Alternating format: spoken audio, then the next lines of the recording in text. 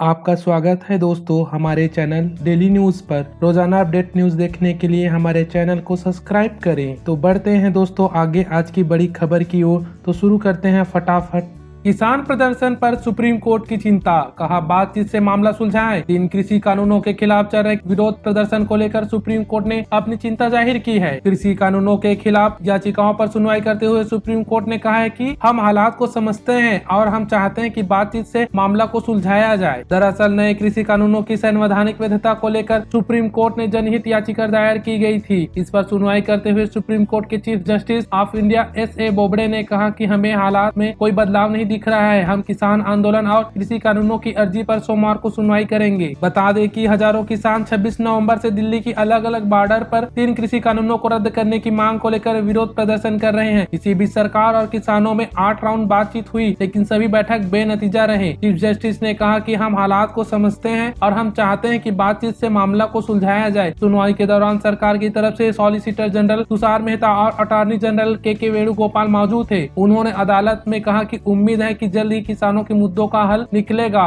और ये गतिरोध खत्म होगा। अब इस मामले में सभी याचिकाओं पर 11 जनवरी 2021 को सुनवाई होगी।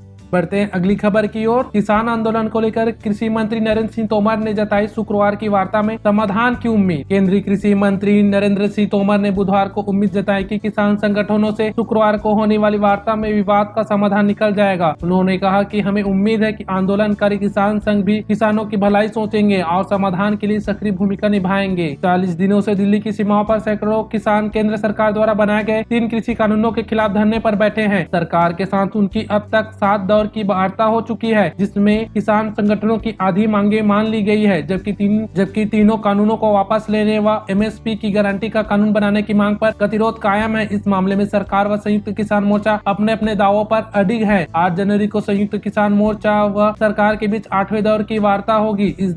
इसे देखते हुए कृषि मंत्री तोमर ने समाधान की उम्मीद जताई है। केंद्रीय मंत्री ने कहा कि हम किसानों की भलाई के लिए वचनबद्ध हैं। हम उन लोगों से भी मिलेंगे जो इन कानूनों का समर्थन कर रहे हैं और उनसे भी मिलेंगे जो इनका विरोध कर रहे हैं। उम्मीद करता हूं कि इन कानूनों का विरोध कर रहे संगठन किसानों की भलाई के बारे में सोचेंगे और समाधान निकालने में सक्रिय रहेंगे। बढ़ते हैं अगली खबर की ओर। अगली खबर पंजाब से है। पंजाब में 7 जनवरी से फिर खुलेंगे स्कूल। सुबह 10 से दोपहर 3 बजे तक लगेंगी कक्षाएं। पंजाब सरकार ने आज से सभी सरकारी, अर्ध सरकारी और निजी स्कूलों को फिर से खोलने का फैसला किया है। स्कूलों की टाइमिंग सुबह 10 से दोपहर 3 बजे तक होगी। केवल कक्षा 5वीं से 12वीं तक के छात्रों को ही स्कूलों में आकर कक्षाएं लगाने की अनुमति दी जाएगी। पंजाब के स्कूल शिक्षा मंत्री विजय इंदर सिंगला ने मंगलवार को कहा कि माता पिता की पढ़ाई संबंधी चिंता के मद्देनजर राज्य सरकार ने स्कूल दोबारा खोलने का फैसला किया है। सिंगला ने कहा कि मुख्यमंत्री कैप्टन अमरिंदर सिंह ने अपनी सहमति देते हुए शिक्षा विभाग को कोविड-19 महामारी के मद्देनजर बच्चों की सुरक्षा यकीनी बनाने की निर्देश भी दिए हैं। उन्होंने कहा कि मुख्यमंत्री के निर्देशों की पालना करते हुए सभी स्कूल प्रबंधकों को स्वास्थ्य विभाग की तरफ से जारी की गई हिदायतों का कठोरता से पालन करने के लिए कहा गया है, ताकि कोरोना वायरस के संक्रमण के खतरे को रोका जा सके।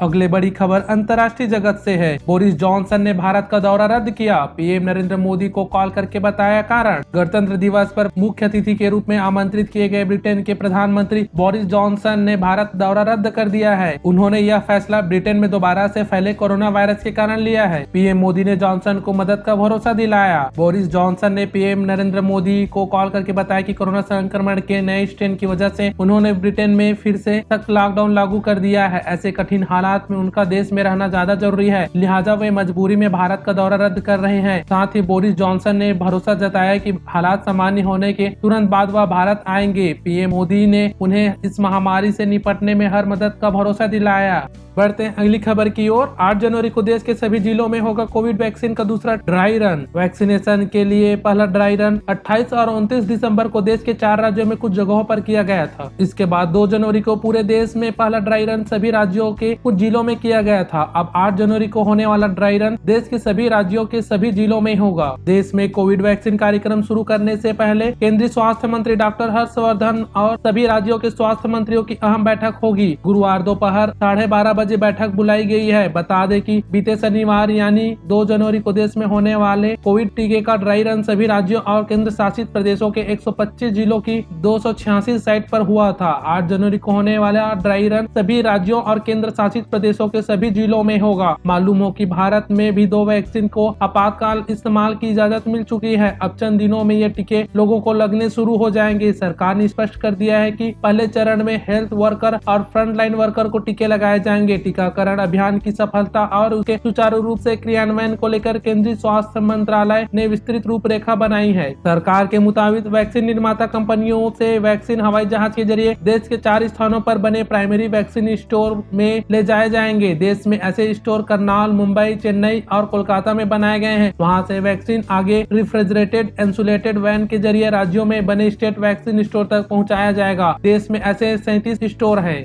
बढ़ते हैं अगली खबर की ओर। भारत और फ्रांस के बीच 7 जनवरी को होगी रणनीतिक वार्ता, डोभाल करेंगे देश का नेतृत्व। भारत और फ्रांस के बीच में वार्षिक रणनीतिक वार्ता होने जा रही है। इस बैठक में राष्ट्रीय सुरक्षा सलाहकार NSA अजित डोभाल भारतीय प्रतिनिधिमंडल का नेतृत्व करेंगे, जबकि फ्रांसीसी प्रतिनिधिमंडल का नेतृत्व फ्रांस के राष्ट्रपति के राजनयिक सलाहकार एमैनुअल बोने करेंगे। भारतीय विदेश मंत्रालय ने इसकी जानकारी दी है। मंत्रालय ने कहा कि दोनों पक्ष द्विपक्षीय और वैश्विक मुद्दों पर व्यापक चर्चा करेंगे। बोनियन भारतीय अधिकारियों से भी मुलाकात करेंगे। गौरतलब है कि भारत और फ्रांस के बीच पिछली सामरिक वार्ता पेरिस में फरवरी 2020 में हुई थी। बढ़ते हैं अगली खबर की ओर। बर्ड फ्लू पर गिरिराज सिंह का बड़ा बयान, बोले ये भारत के नहीं यूरोप के पक्षियों का रोग। केंद्रीय मंत्री गिरिराज सिंह ने कहा कि बर्ड फ्लू भारत का नहीं बल्कि यूरोप के पक्षियों का रोग है। बीमारी माइग्रेटरी बर्ड से फैली है। केंद्रीय मंत्री ने लोगों से सतर्कता बरतने और मीट और अंडों को अच्छे से पकाकर खाने का आग्रह किया है। कोरोना महामारी के बीच बर्ड फ्लू ने दहशत बढ़ा दी है। बर्ड फ्लू धीरे धीरे देश के बड़े हिस्सों को अपनी चपेट में ले चुका है। अब तक 6 राज्यों में बर्ड फ्लू के मामले सामने आए हैं। इस बीच केंद्रीय मंत्री गिरिराज सिंह का बड़ा बयान सामने आया है। उन्होंने कहा कि बर्ड फ्लू भारत के नहीं बल्कि यूरोप के पक्षियों का रोग है। उन्होंने कहा कि लोगों में बर्ड फ्लू का संक्रमण नहीं है, लेकिन फिर भी हमें सावधानी रखने की जरूरत है। केंद्रीय मंत्री ने मीट के शौकीनों से मीट और अंडों को अच्छे से पकाकर खाने का आग्रह किया है। गिरिराज सिंह ने कहा कि राज्य सरकारों को सावधानी बरतने के निर्देश दिए गए हैं। जो राज्य जितना सतर्क रहेगा उतना ही सुरक्षित रहेगा। उन्होंने कहा कि इस बीमारी का पूरी दुनिया में प्रकोप है। हमने सर्दियों के लिए एहतियात बरतने की एडवाइजरी जारी की है। उन्होंने कहा कि बर्ड फ्लू भारत का नहीं बल्कि यूरोप के पक्षियों का रोग है। ये बीमारी माइग्रेटरी बर्ड से फैला है। केंद्रीय मंत्री ने लोगों से सतर्कता बरतने और मीट और अंडों को अच्छे से पकाकर खाने का आग्रह किया है।